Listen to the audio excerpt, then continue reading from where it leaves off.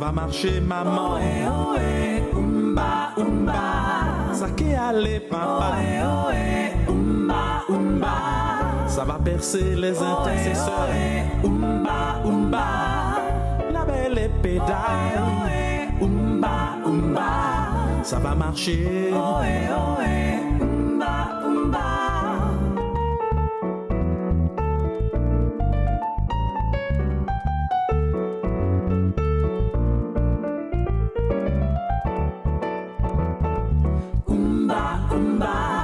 Ça va marcher. Ohé, ohé, umba, umba. Tu vas crier de joie. Ohé, ohé, umba, umba. Ils seront confondus, mon Ohé, frère. ohé, umba, umba. C'est la victoire. Ohé, ohé, umba, umba. Ça va marcher. Alors, je dis un grand bonjour à tous les pères sœurs matinaux en ce matin. Et c'est une joie d'attaquer cette nouvelle saison 2017-2018. Dit à cette saison à Paris-Bao. Dit à cette saison, cette nouvelle entrée 2017-2018 à la à Paris-Bao. Dis ça. N'aie pas peur d'attaquer cette nouvelle année. Malgré les difficultés, malgré peut-être que les vacances étaient un peu bizarres, tu as eu peut-être la plus mauvaise nouvelle qui a voulu te terrasser. Alors, il ne faut pas laisser décourager, il ne faut pas laisser tomber. Alors, nous allons prendre un chant qui m'a fait beaucoup de bien pendant ces vacances. Conduis-moi dans ta présence. Conduis-moi dans ta présence, c'est ça. Conduis-moi dans ta présence. Conduis-moi dans ta présence. Je veux t'adorer. En nous pensant encore, menez-moi, oui. En présence, ça, dis ça, bon Dieu, menez-moi. En présence, ça, menez-moi, oui. En présence, ça, moi vais adorer. Qui aimé en toute présence, qui aimé en toute présence, qui aimé en toute présence, qui est au adoré. En nous lisant créole, menez-moi,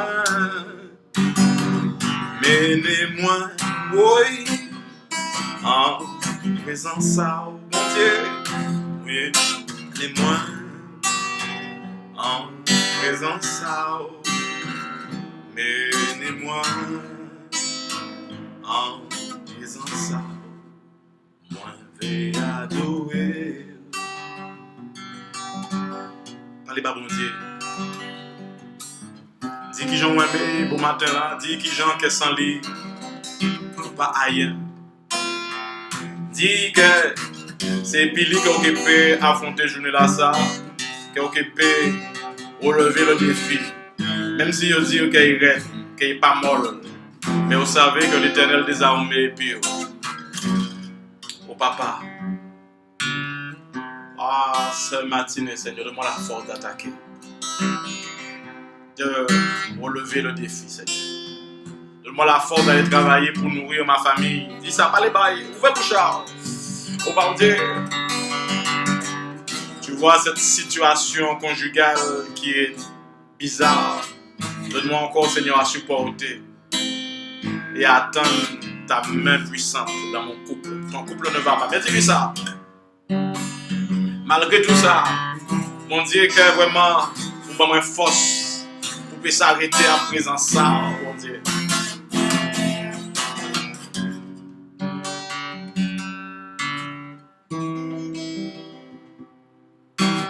Où irais-je sans toi?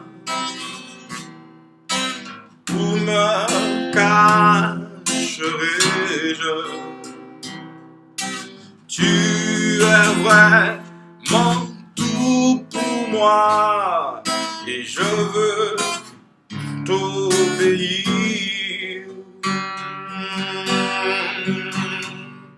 Oh la moins paix pour vivre bon Dieu. Oh la moins paix ça m'a bon papa moi. Ou c'est vraiment tout pour moi et moins vers honoré. Oh la moins paix caché moi mon Dieu. Oh la moins paix courir. Ou c'est tout pour moi et moins vers obéir. Bon Dieu, aidez-moi, bon Dieu, obéir aux jeunes là. Yeah. Continuez à parler, bon Dieu. Continuez à dire l'amour, l'amour, frère, moi. Pas ni moun ka regarder, c'est ton secret avec mon Dieu. Ouvre ta bouche. Il faut que celui qui s'approche de Dieu croit que Dieu existe. Sans la présence de Dieu qui te touche en cet instant. Oh aïe aïe aïe. Jésus, je t'aime, dis ça. Jésus, moi aimé. On l'amour qui fort. L'amour qui vrai, on l'amour qui pas qu'à jamais, la guerre au bon frère, ma sœur, on l'amour qui ça, pas moi, on l'amour qui ça, pas moi force, dis-lui ça, Jésus, je t'aime, dis-lui ça, mon frère, Jésus.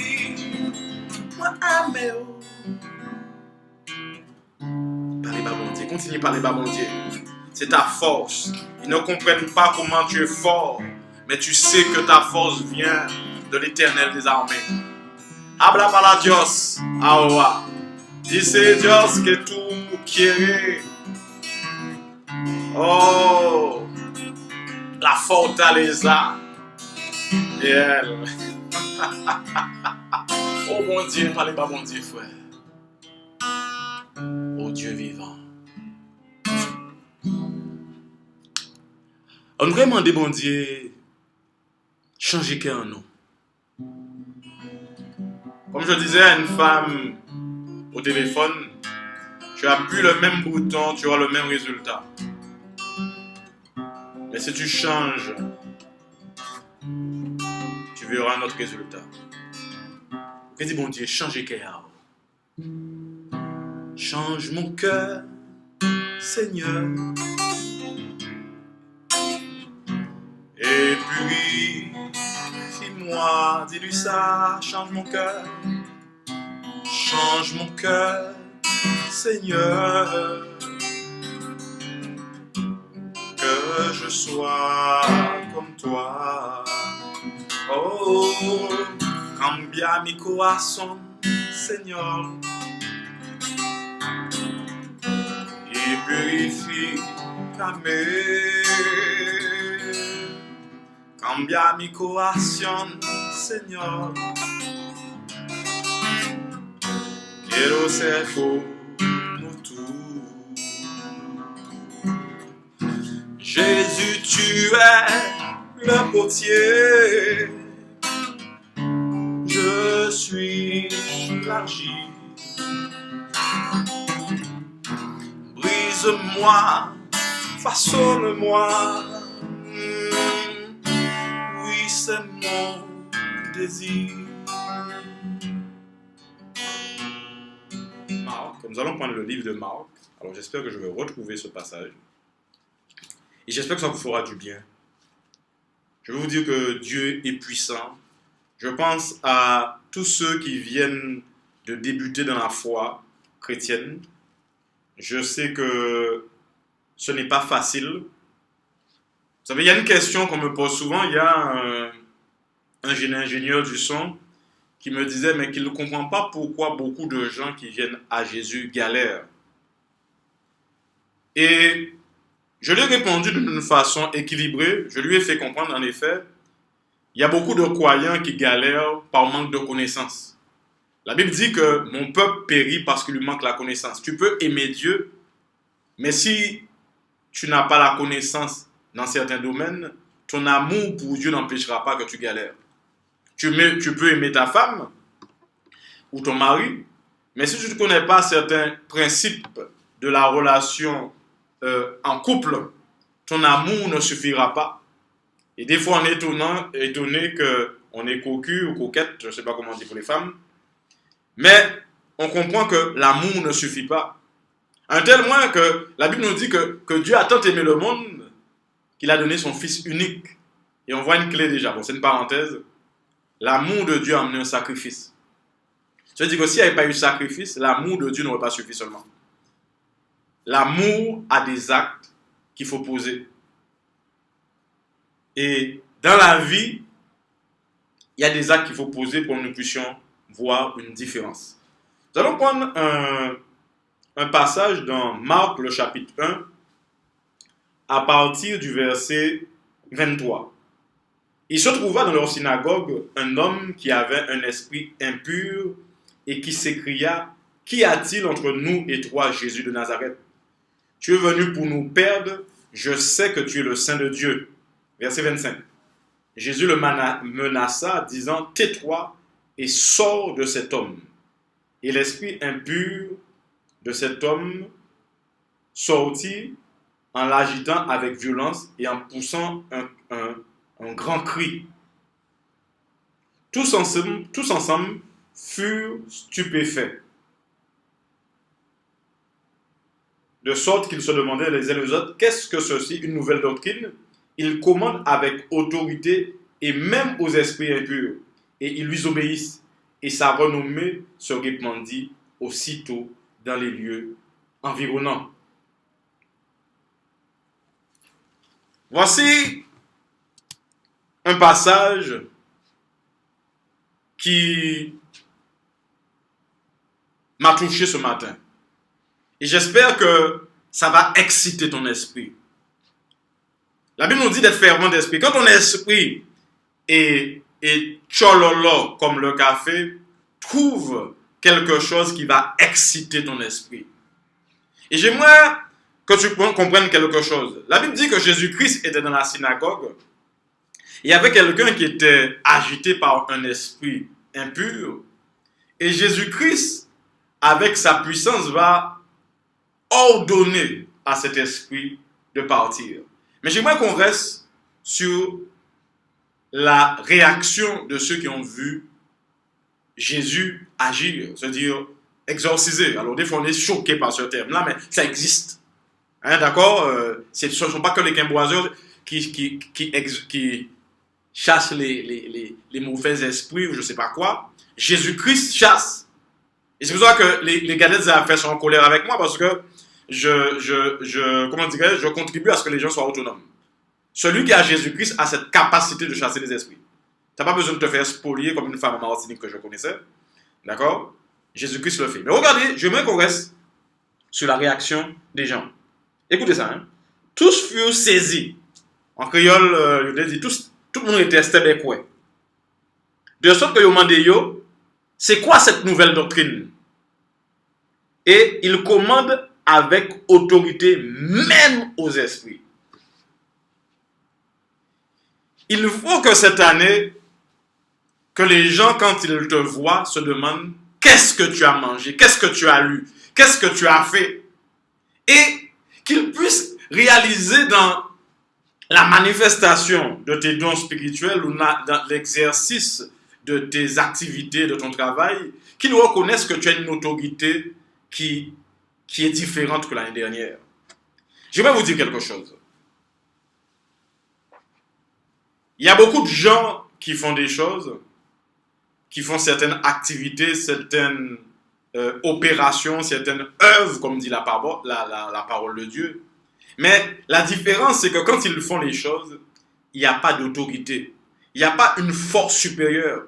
L'autorité qui est fait allusion dans ce passage, c'est une force supérieure. Avec quelle autorité, avec quelle force, avec quel mandat? Et j'aimerais te dire quelque chose. Cette année, sois sûr que ce que tu vas faire, tu as le mandat de Dieu. Quand tu as le mandat de Dieu pour faire quelque chose, les choses sont comme si comme si tu roules sur les roulettes. Je ne dis pas qu'il n'y a pas d'obstacle, mais tu fais les choses avec une facilité. Les choses partent, les choses sont décantées parce que Dieu t'a donné son mandat. Moi, je suis de ceux qui croient que Dieu a réservé des œuvres d'avance pour nous. Des fois, tu galères. Pourquoi? Parce que tu es dans quelque chose que Dieu ne t'a pas demandé de faire. Jésus-Christ avait eu le mandat de Dieu. Et on peut aussi interchanger le sens de l'autorité. L'autorité peut être aussi, comme je le disais, une force. Quand Jésus-Christ a abordé les démons, il a eu un résultat que même les exorcistes juifs n'avaient pas. Vous savez que l'exorcisme, Jésus-Christ ne l'a pas amené. Vous verrez que, comment il s'appelle, Saül, quand il avait eu l'esprit d'égarement et que les démons étaient rentrés sur lui, il avait demandé à David de venir avec sa harpe et de jouer de la musique pour que les démons puissent partir. Il y avait déjà des rituels saints, entre guillemets, qui permettaient à certains démons de partir. Mais Jésus-Christ a amené une dimension supérieure. Un mandat de son Père, un mandat de Dieu qui faisait que quand il attaquait la puissance des ténèbres, il y avait un résultat qu'on n'avait jamais vu. La Bible dit que ce n'est plus toi qui vis, mais c'est Christ qui vit en toi. La parole de Dieu nous dit aussi que les mêmes œuvres que Dieu a faites, nous le ferons. La même dimension d'autorité que Jésus-Christ a manifestée, nous le manifesterons aussi. Dieu veut que maintenant, comme Jésus-Christ, c'est ton exemple. Être disciple de Christ, c'est être l'imitateur de Christ. Il faut que maintenant, que cette année, que tu puisses agir avec autorité. Les démons, la sorcellerie qu'on t'avait envoyée, tu as la capacité tu as la capacité de les chasser. Tu n'as pas besoin d'aller payer un quimboiseur pour te voler. La maladie qui t'a attaqué, tu as la possibilité de l'éradiquer. Alors j'ai un témoignage que je vais mettre, que vous faire écouter. Une femme qui est venue me voir et je l'ai fait faire son propre exorcisme. Elle était étonnée. Mais elle me dit, à la limite, elle m'aurait dit, mais pasteur, c'est toi qui dois le faire. Je dis non, tu as Jésus-Christ. Elle me dit, mais pasteur, c'est toi qui dois. Je dis non, tu as ce pouvoir-là, ça. J'ai dit, madame, cette année, tu dois rentrer dans un niveau d'autorité qui fait que toi-même, au nom de Jésus, tu peux te libérer. Pas que je parle de marcoute spirituelle ou d'indépendantisme spirituel. Il y a beaucoup de chrétiens qui sont indépendantistes. Je parle d'autonomie. L'autonomie fait que tu as développé une nouvelle autorité. Tu sais qui tu es en Jésus-Christ. Il y a une femme, vous verrez le témoignage. Son témoignage, bon, vous allez l'entendre, mais elle avait un mari de nuit qui venait et des choses qui venaient dans sa maison. Je lui dis que c'est pas simplement de dire démon parti qui est parti. C'est savoir que Jésus-Christ qui est en toi fait qu'il ne voudra plus rester. Les démons ont cette capacité de discerner ta foi. Vous avez vu les lunettes infrarouges qui permettent de voir s'il y a une chaleur humaine? Les démons ont cette capacité avec leurs lunettes spirituelles de voir si tu as une foi à 1,50 € ou une foi plus forte. Quand ton autorité est développée, ton impact change. Les gens te demandent qu'est-ce que tu as lu. Est-ce que tu as lu Père pauvre, Père riche? Non, tu n'as pas lu Père pauvre, Père riche. Ils vont te dire où est-ce que tu as appris ça? Non, j'ai lu la parole de Dieu. Et je suis rentré dans mon identité. J'ai cru en ce que Dieu a dit sur moi. J'ai cru en les capacités que Dieu m'a données. Mes frères, nous sommes dans un siècle sans précédent. Maintenant, les gens n'ont pas peur d'afficher leur appartenance avec le diable Beaucoup de gens s'engagent avec les Illuminati. Il y a des confréries maintenant qui attaquent les élites pour te dire viens avec nous. Ils te disent franchement qu'ils travaillent avec le diable. Maintenant, la concurrence est dure. Si tu n'as pas une force spirituelle supérieure, même dans les petites choses, tu ne vas pas percer. Tu dois connaître ton autorité.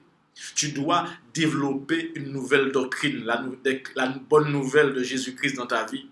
Tu dois manifester l'autorité. Tu dois avoir cette capacité à repérer les mandats que Dieu a réservés pour toi. Oui, je t'ai donné ce mandat d'aller là. Je t'ai donné ce mandat d'aller dans cette direction. Je t'ai donné ce mandat pour débuter cette entreprise. Et tu verras que tu auras un impact sans précédent. Alors, c'était cette parole que j'avais pour vous aujourd'hui, pour vous encourager. D'accord? Dieu est puissant.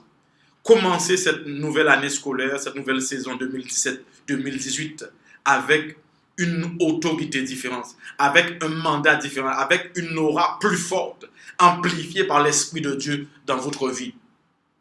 Alors je vous rappelle, ce dimanche soir, à 18h, à l'assainissement, 6e rue de l'assainissement, là ça s'affiche, nous prions spécialement avec vous. Nous prenons des rendez-vous pour pouvoir vous conseiller. Nous rappelons aussi que sur la Martinique, nous démarrons aussi quelque chose. N'hésitez pas sur la Martinique à nous appeler. Nous avons un staff vraiment très intéressant sur la Martinique. C'était Percé Matinal. Que Dieu vous bénisse. À très bientôt. Eh bien, je peux donner mon témoignage. Effectivement, Jésus-Christ a fait beaucoup, beaucoup, beaucoup. Je souffrais d'insomnie depuis des années. Il y a eu chez moi des passages nocturnes. J'étais sans arrêt sous l'effet je suis tout à fait sous l'effet de médicaments, voilà, disons. Et puis, les visites nocturnes. Alors, les visites nocturnes, c'est-à-dire? C'est-à-dire que dans la nuit, il y avait des passages, j'entendais des pas, des bruits de pas qui rentraient chez moi, la vaisselle qui bougeait, et puis le lit, on avait l'impression qu'il y avait une présence dans le lit. Donc, ensuite, je suppose, qu'il y a eu des maris de nuit, comme on dit. Voilà. Et puis, j'étais sans arrêt en train de souffrir des grosses sueurs et des angoisses, de stress, et ce qui m'empêchait d'avoir une vie normale. Voilà. Et depuis que j'ai vu le pasteur, eh bien, les choses sont rentrées bien. J'ai eu des prières, beaucoup de prières. Et le pasteur m'a appris comment chasser moi-même ces esprits qui venaient me hanter